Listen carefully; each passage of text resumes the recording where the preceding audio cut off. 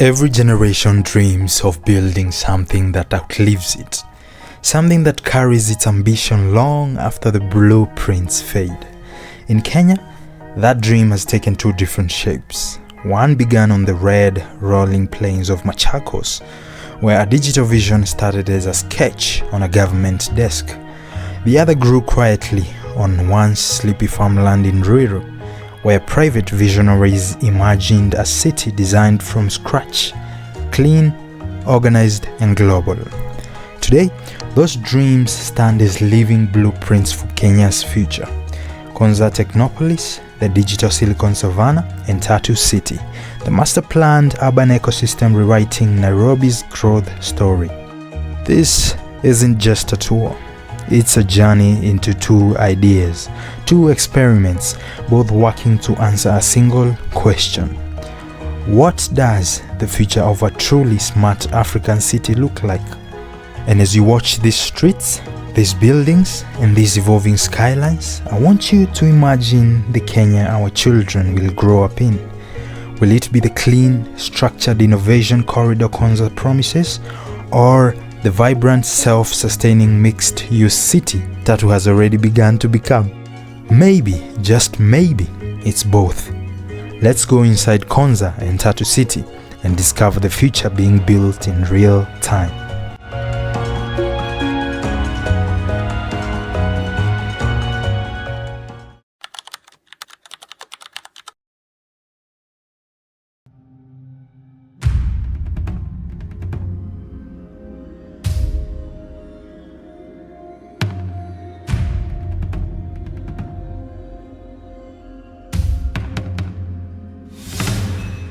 In the quiet stretch of the Kenyan savannah, where the sun dips slow over wild grasses and the wind carries nothing but possibility, they emerged a question.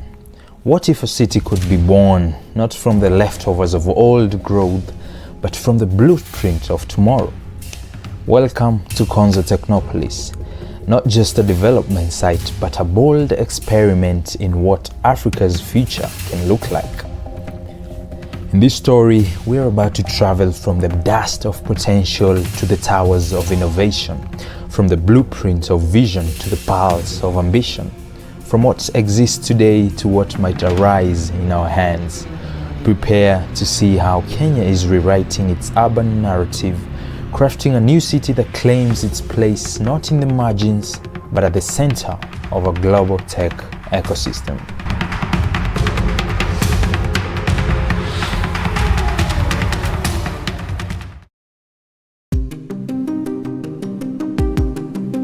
The story begins not in glass towers, but in the open plains some 60+ kilometers south of Nairobi, where in 2008 a decision was taken to build a Technopolis, a hub of science, research, lights, manufacturing, data centers, and academia, anchored to the country's long-term plan known as the Vision 2030.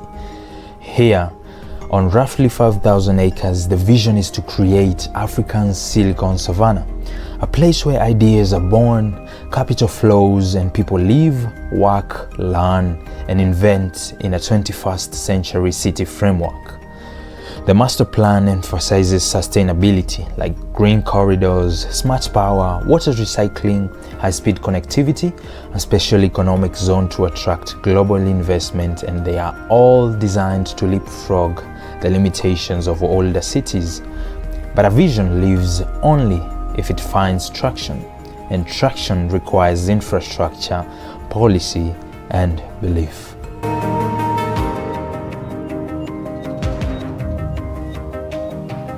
Now, imagine a city built in bands, one zone for residential life, one for research and academia, one for industry and logistics, one for innovation and tech startups, each connected by tree-lined boulevards, busways, fiber optic grids, and underground utility tunnels. At Konza, the plans talk of an integrated transport system, a smart grid, a national data center, and hubs for creative value chains. The design invites collaboration between academia and industry, a university campus, research institutes, co-working spaces, even light assembly factories. The ambition is not to mimic old models, but to craft a new one that positions Kenya not simply as a consumer of tech, but as a creator of tech. Today, the infrastructure is taking shape. The roads are laid, the drainage systems built, data centers commissioned, partnerships with Korea and other global players signed.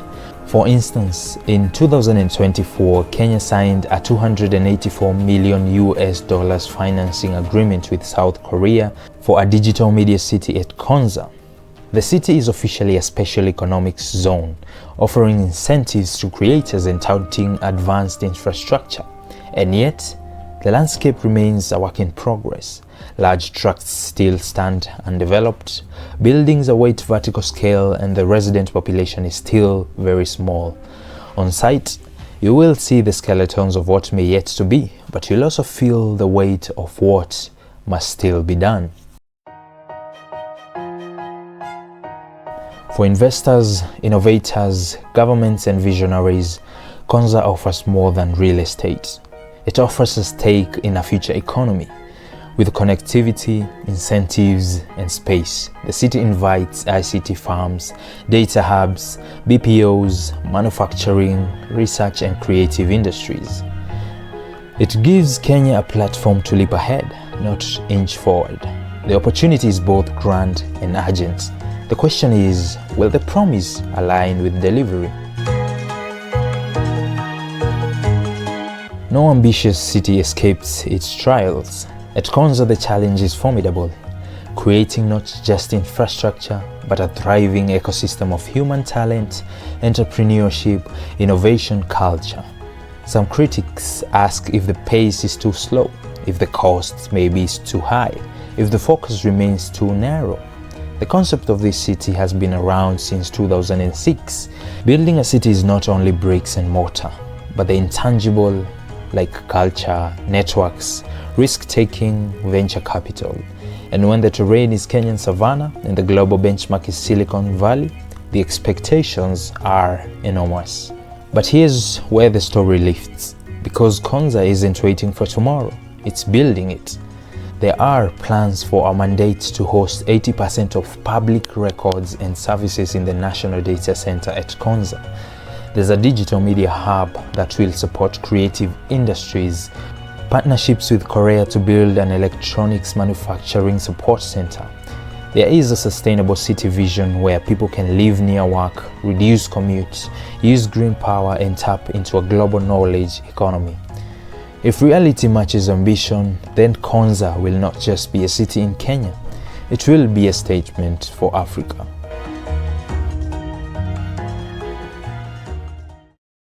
So here we are, standing on the threshold of possibility.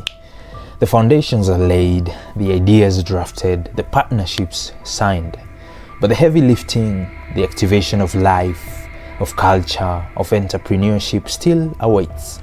If you're an investor, an entrepreneur, a student, or a visionary, ask, what will your place be in this city of tomorrow? Because the story of Konza Technopolis is not simply about concrete and cables. It's about people, ambition, and transformation.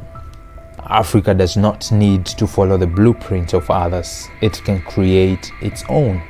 And here in Kenya, in the sprawling fields south of Nairobi, the blueprint is being drawn. So watch closely, participate boldly, because what unfolds here may not just change one city, but shift an entire continent.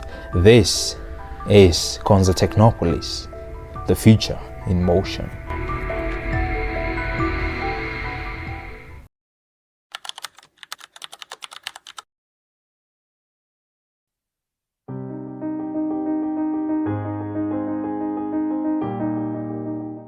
Imagine a place where the hum of Nairobi traffic is just a memory, where green trails wind between futuristic towers, and where work, life, and play exist in harmony.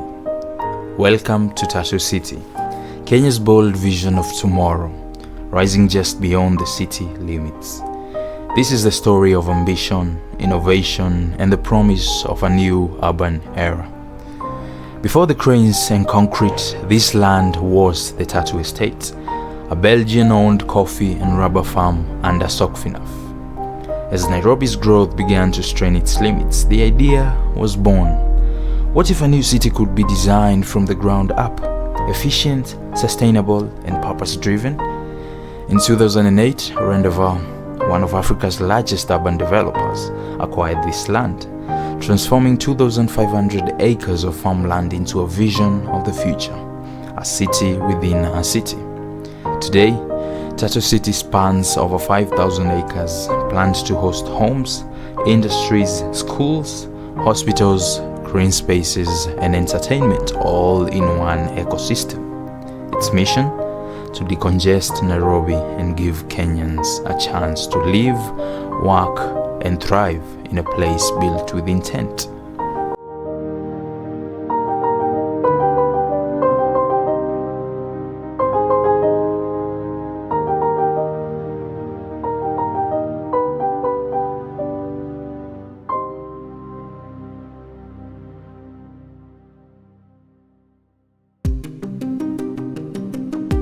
To understand Tatu City, you have to see its zones, each with its own identity but woven together like threads in a grand design. Residential areas host everything from cozy apartments to grand villas. The Central Business District, designed by the world-renowned SOM architects, brings walkable streets, modern offices, plazas, and retail spaces. The industrial park is already alive, with factories, logistics, farms, and manufacturing giants setting up shop. A third of the city is dedicated to nature. Parks, open spaces, walking trails, and within all these are schools, healthcare centers, and recreation spaces that make it feel like a real, functioning city, not just a development project.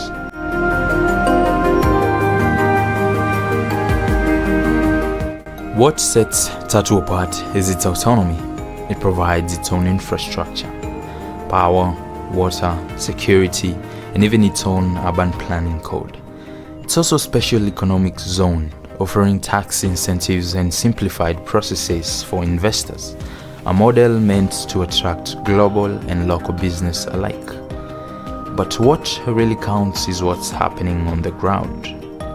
More than $200 million has already been invested in infrastructure like roads, drainage, sewerage, and fiber optics, with another $300 million underway. Over 60 companies have established themselves here, representing more than $1 billion in investment. Factories are producing goods, trucks are moving in and out, and slowly, a new city is taking shape.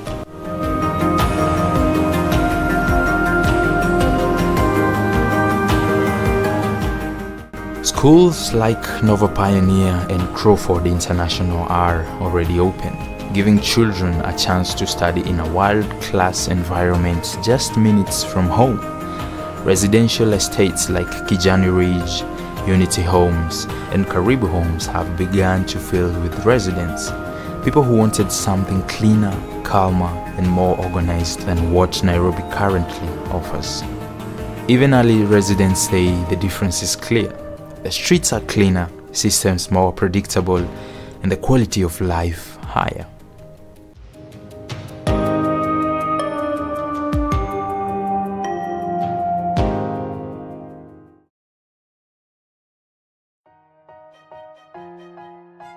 But every grand project faces its challenges. Critics say Tatu still feels too expensive for the average Kenyan, with apartments starting around $45,000, far from affordable for most. There's concern that Tatu could become a gated enclave for the wealthy instead of an inclusive city for all. Then there's governance. Tatu has its own rules, traffic systems, and regulations, something unheard of in most of Kenya. Visitors even receive a roll card at the gate.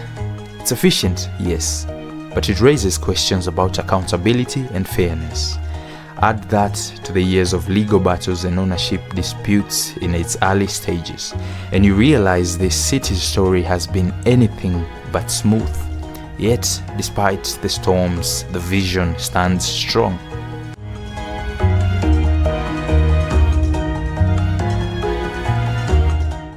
Because the dream of Tatu City is bigger than buildings, it's about reimagining how cities in Africa can grow. The goal is to house 250,000 residents and welcome tens of thousands more every day. It's meant to be a blueprint for African urbanization, scalable, sustainable, and smart. Tatu's next phase focuses on renewable energy, solar microgrids, EV charging, and water recycling. No blackouts, no overflowing sewage, no endless traffic. It's a promise of order, reliability, and green living. Beyond its borders, Tatu could relieve the burden on Nairobi, cutting congestion, shortening commutes, and spreading opportunity. As more companies and residents move in, jobs are created closer to home. A future where you can work, shop, and relax within your own city without ever needing to leave it. That's the dream.